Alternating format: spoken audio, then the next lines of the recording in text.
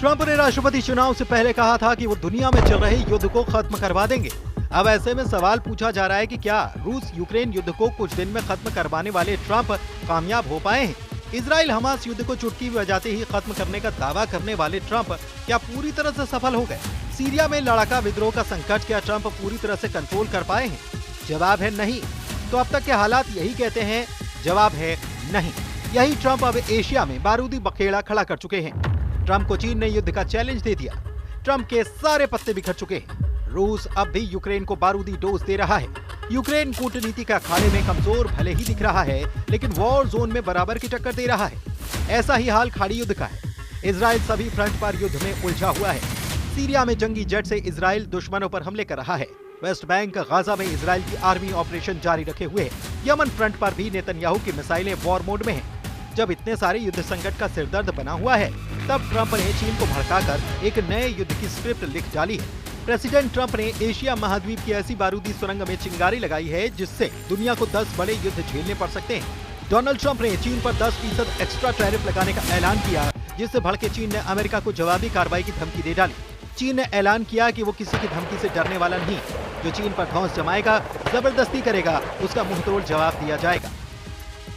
बताएं कि ट्रंप ने फरवरी की शुरुआत में चीन पर 10% टैरिफ लगाया था। इसके एक महीने बाद ट्रंप ने फिर से चीन पर 10% टैरिफ लगाने का ऐलान किया। चीन को टैरिफ की मार से चिढ़ा रहे ट्रंप को जिनपिंग ने करारा जवाब कुछ यूं दिया। अब चीन के विदेश मंत्रालय के प्रवक्ता ने कहा है कि अमेरिका अगर सही मायने में फेंटेनाइल मुद्दे को हल करना चाहता है तो उसे एक दूसरे की चिंताओं को दूर करने के लिए बराबरी, आपसी सम्मान और पारस्परिकता के आधार पर चीन के साथ बात करना चाहिए। और अगर अमेरिका खुफिया इरादे रखता है और वो टैरिफ युद्ध, व्यापार युद्ध या फिर किसी अन्य तरह का युद्ध छेड़ने पर जोर देता है, तो चीन आखिर तक उसे निभाएगा। हम अमेरिका से अपने धमकाने वाले रुख को छोड़ने और तुरंत बातचीत के सहयोग के सही रास्ते पर लौटने का आग्रह करते हैं।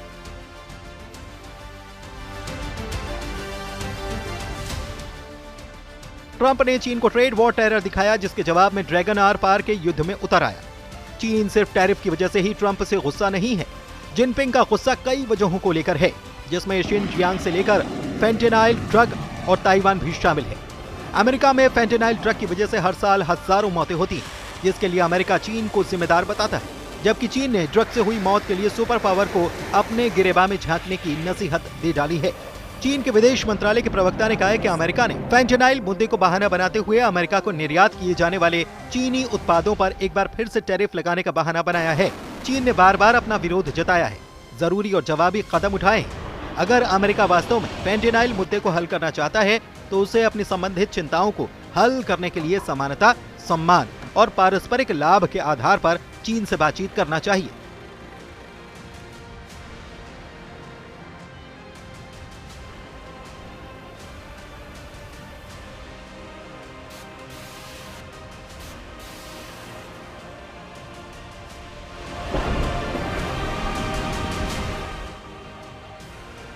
ट्रंप से चीन की खुन्नस पुरानी है। ताइवान पर ट्रंप के स्टैंड से जिनपिंग कई सालों से खफा है और अब ट्रंप के टैरिफ बम फटने से चीन का गुस्सा बेकाबू हो चुका है। लेकिन ट्रंप के लिए चीन से भिड़ना बेहद हानिकारक साबित हो सकता है। सुपर पावर मौजूदा 10 फ्रंट पर घिरा हुआ है। यूक्रेन रूस युद्ध की गेम चेंजर बनने चले ट्रंप पूरी तरह से फंसे हैं। इजराइल हमास युद्ध में ट्रंप का कोई कार्ड नहीं चल रहा। सीरिया में भी ट्रंप के सारे दावे फेल हो चुके हैं, तो ईरान के आगे ट्रंप की दाल नहीं गल रही। उधर यमन के हूथी फाइटर्स ट्रंप को लगातार चैलेंज दे रहे हैं। लेबनान में हिजबुल्ला लड़ाके नेतन्याहू के साथ ट्रंप को युद्ध के लिए ललकार रहे हैं।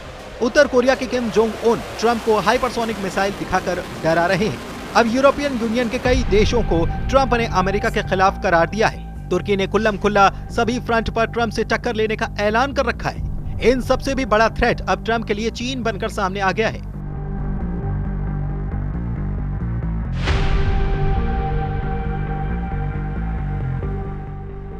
चीन ने कहा है कि ट्रंप जो चाहते हैं वही होगा।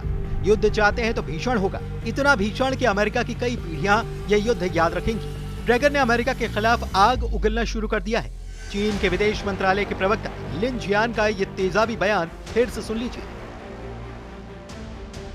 2 अप्रैल से दुनिया भर में जैसे को तैसा टैरिफ लगाने का ऐलान किया गया है। उन्होंने कहा कि जो भी हम पर जितना टैरिफ लगाएगा, हम भी उन पर उतना ही लगाएंगे।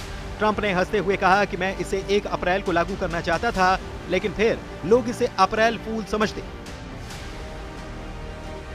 अमेरिकी राष्ट्रपति डोनाल्ड ट्रंप ने कहा कि यह सिस्टम अमेरिका के लिए उचित नहीं है और न ही कभी थी। यूएस प्रेसिडेंट जिस बात को इतने हल्के में ले रहे हैं उसे चीन ने बहुत सीरियसली बना दिया है। ट्रेड वॉर से आगे अब बम बारूद का घमासान शुरू होने जा रहा है। इसकी सबसे बड़ी वजह ट्रंप का ताइवान को समर्थन देना माना जा रहा है। ट्रंप ने शपथ लेने के बाद पहली कैबिनेट की बैठक की, तब उनसे ताइवान पर सवाल किया गया था। ट्रंप ने उस वक्त ताइवान पर कुछ भी बोलने से मना कर दिया था। ट्रंप ने ताइवान के सवाल पर जवाब देते हुए ये भी कहा था कि वो खुद को मुश्किल हालात में नहीं डालने वाले। हालांकि इससे पहले ही अमेरिकी विदेश मंत्रालय की वेबसाइट पर वन चाइना पॉलिसी की धज्जियां उड़ा दी गई थी, जहां से ये लाइन हटा दी गई थी।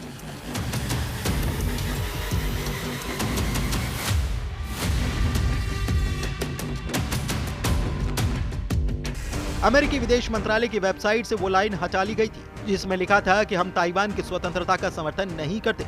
बता दें कि 12 फरवरी को ही चीन ने अमेरिका पर चीन सागर में जंगी जेट उड़ाने के भी आरोप लगाए थे।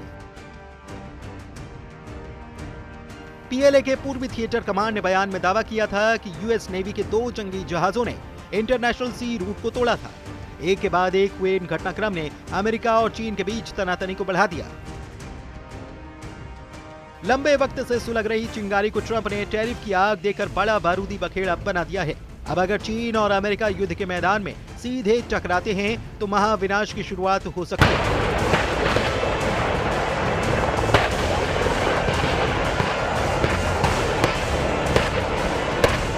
चीन खुद को किसी भी पैमाने पर अमेरिका से कम नहीं आंकता। चीन ने नेवी और मिलिट्री पावर में जबरदस्त इजाफा किया है। चीन के पास सबसे घातक हथियार एटम बम है। वहीं अमेरिका इस वक्त कई युद्ध संकट से चाहे अनचाहे घिरा हुआ है। ऐसे में अगर अमेरिका चीन युद्ध शुरू हो गया तो इसका अंत सिर्फ नरसंहार के हथियार से होगा।